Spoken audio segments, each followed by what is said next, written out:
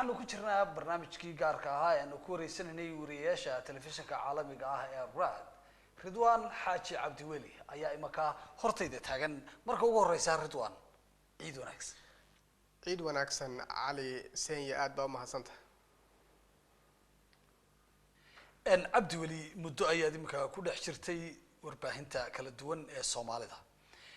bal markaa waxaad nooga warantaa waxyaabihii cajiibka ahaa ee aad kala kulantay, hadday farxad noqoto, hadday naxdin noqoto, iyo hadday noqoto waxyaabo si kale ku xiiso galiyayba. علي والله وحيابه فر بدن أو فرحد ينحدين لهبا واحد مدة إني قريب كهاي طبعا مدة دي أن صون ولا قارهن أنتي أن ورباهنتن قرشين إن كم من نقدر رجع كشقينا يا أما مركي أن صوق لوحي كدم بي وحيابها يقول نحدين تبدن وحكم إذا كون يسقال بقول يسقال شنكي مركي أن داوعمي أنا يقول لسه على أرضي kadib markii ay rasaas nagu fureen koox burcada oo doonaysa gaariga inay dhacaan aanu la soconay marka dhiig fara badan oo iga baxay iyo suuxdin igu dhacday markii de qofku dhiiga uu ka baxo ayaa waxa aan dareemay inaan waaban sii ashahatay laakiin waxyaabaha soo dhan waxa qariyay